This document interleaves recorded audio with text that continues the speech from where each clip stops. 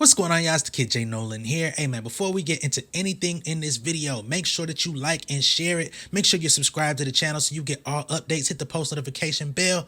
Alright y'all, let's get into it. Unfortunately, it looks like I have to make another video centered around mental health. Definitely was not my outlook on what I wanted to talk about today on YouTube, but we're going to talk about Chika. Now, Chika is an extraordinarily talented hip-hop artist, rapper. She can sing. She has a really dope project called Industry Games that I love a lot. She worked on that Project Power Netflix film where she wrote the raps in that film. World of talent. But she's really had a hard time dealing with her mental health in the public eye over the course of the past few years. Ever since that movie came out, she's been dealing with a lot of issues, a lot of trauma. She's been admitted to mental institutions. She has a therapist. And unfortunately, she was on a flight early this morning or late last night in which she decided to go onto a Twitter rant and disrespect one of the moms that was on the flight.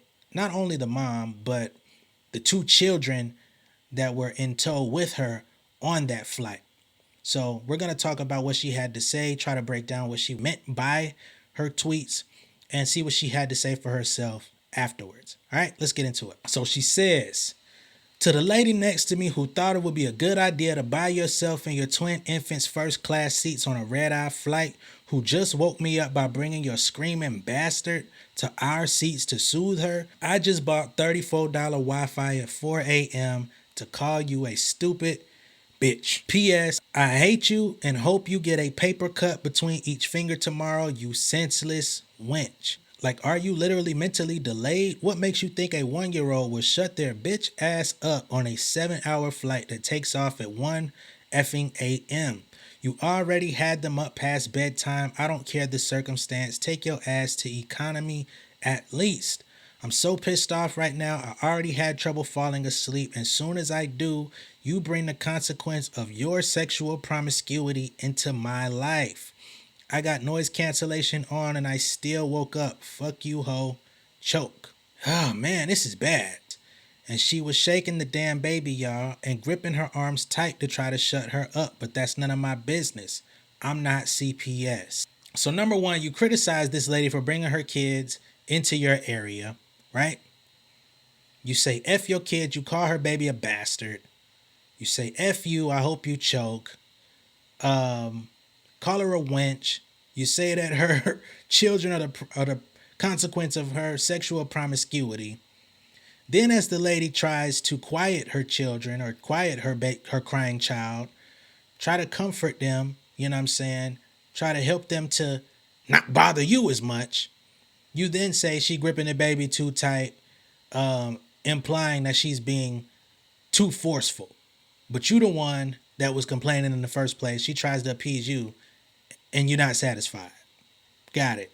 As people began to call her out on Twitter for these insensitive comments and for talking negatively not only about that lady but two babies, she then proceeds to say, text to my therapist yesterday, since y'all think it's funny to play about ish when you don't know people's mental space. So now she goes into a place trying to use her mental health as a crutch as to why things are not going her way or as to why she's reacting and acting out on Twitter in this fashion.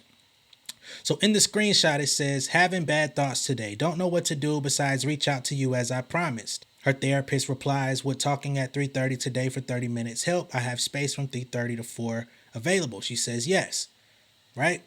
So apparently she spoke to her therapist at some point during the day before this flight, and then she was immediately triggered that night. One of her followers comes in and says, I don't think that's the problem. I think it's your nasty ass energy because you made the choice to take a red-eye flight that was also your choice.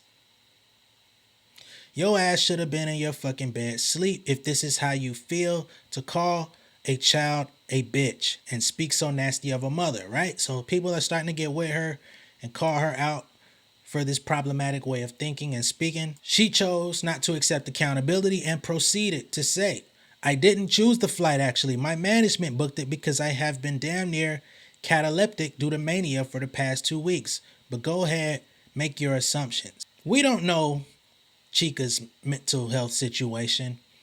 We don't know what she's been diagnosed with. If she's spoken about it and I missed it and somebody wants to let me know down below in the comments what exactly she's dealing with personally, that would be very helpful. But just on a natural level, we don't know what you're dealing with. All we see is that you're shitting on people on Twitter, right? Now, some people can probably relate. We all can relate to crying babies on a flight. Definitely isn't the experience that you look forward to. However, this should not be a new experience, right? Children cry on planes. If you get on a plane, you get on a bus, you get on a train, people are going to enter that cargo with their kids. Their kids are going to be uncomfortable, not used to sitting still in one place for such a long time. Anybody that's traveled anywhere in the world, you kind of understand that it kind of comes with the territory. It is what it is. Yes, parents would like to minimize the distraction that comes with that, and hopefully they would take action to try to do so. But again, you're an artist. You work in the music industry. You've been traveling long enough to know these types of things happen. So for you to come out and make these comments, you thought people were going to understand where you were coming from. You thought people were going to relate to you. You figured it wouldn't be no backlash, which is why you put it up. And now you backtracking and walking back, trying to use your mental health as a crutch. I'm sorry. Like you, Chika. Like your music. You're talented, but we can't let you skate with that. She then goes on to say, I'll be with my mom in less than an hour and I could cry. Things have been so bad and she's been begging me to come home. She says she's been cooking all week. My dad is at home waiting. I'm just going to fall into their arms and disengage from all of this make-believe BS. Which, to be honest, I think is the best thing for her. Go home, be with her parents, be around people that she loves and that love her back. Be around people that are going to have the patience to deal with her in these episodes. Deal with the people that are going to seek her the best help that she could possibly get. Because that is ultimately what is needed. Not outbursts on Twitter that's going to make you look even worse than you have before, right? Because people are going to hold on to the last time they seen you speak like this. They're going to use this and say, hey, you've got a pattern of being a mean-spirited person. Which is tough, right? Because to my understanding, Chika really kind of blew up off of releasing that freestyle where she was talking to Kanye, right? She was kind of criticizing him, pointing out his flaws, pointing out who he used to be, pointing out where he was going wrong, pointing out that he needed to love himself and get his mental right. And just a few short years later, we're seeing her melt down in the public the same way that Kanye West did when she criticized him on record, which was the platform that launched her into the public eye. Very interesting. To those that started to call her out about the whole mental health thing, she says, I never used my mental health as a cop-out. I literally said I was pissed and stand by how I talk when I'm pissed. That's not how that works. The screenshot is for the people who thought it was cool to play about suicide. I don't need y'all sympathy because most of y'all are dumb. Like real life dumb. Like bandwagon hate dumb. Like thinking anyone was affected by my tweets dumb. Like let cyberbully dumb. Like your mental health doesn't matter because you said something mean dumb. Like they dragging you into QRTs dumb. The worst batch of dummies. Again, rather than accept accountability for making an ill-advised statement, you're now calling everyone dumb. You're now going into a proverbial screaming match with everyone that's watching.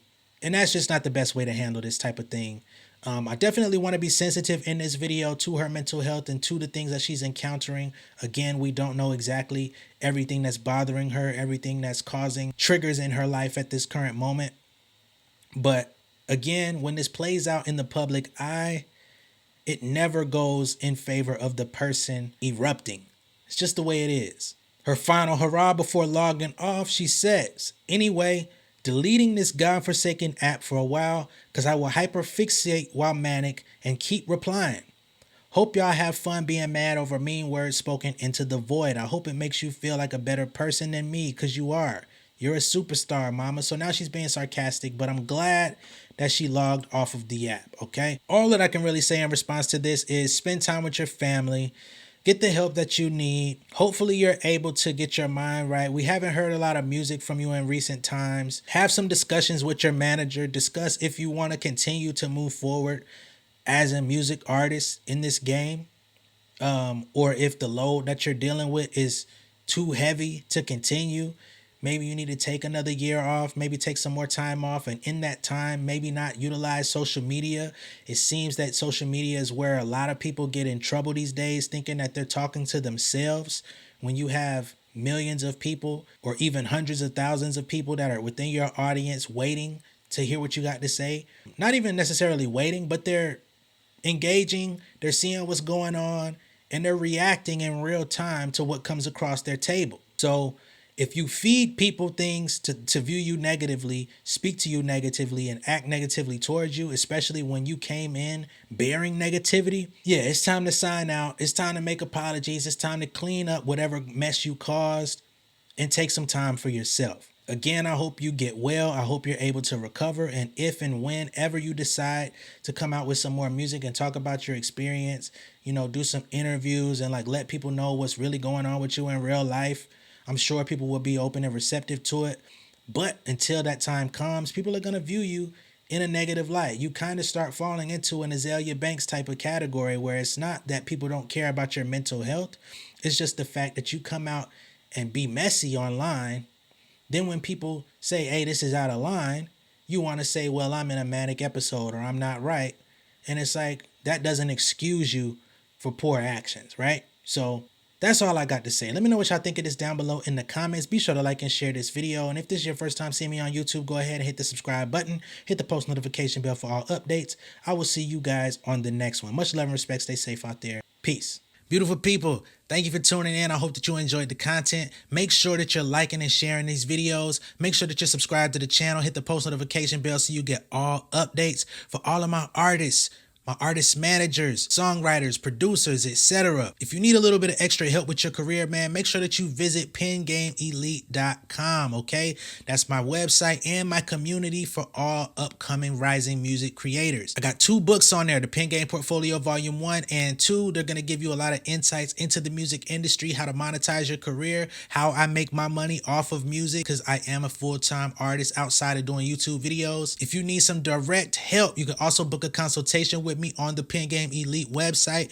And I also have a Pen Game Elite membership. The free tier gives you access to all of these videos that I post on YouTube and a community of people where you can engage. But I do have the membership plus, okay? You can join that for $50 a month or $500 a year. And I will actually go in and do all of the grunt work for you. If you're not registering your songs on your PROs, if you're not with Song Trust or the MLC, if all your collection agencies and all of that stuff are not up to par or up to date, I will go in there and update all of that for you. If you need help uploading your music to a distributor like DistroKid, United Masters, etc., and you've been making mistakes, you've been claiming content ID on material that you really don't own, hey man, stop stealing people's money. If you do this stuff the right way, you're gonna make it anyway, okay? You can join the membership plus, and again, I will do the work for you, and you're gonna get a free consultation every month just for joining.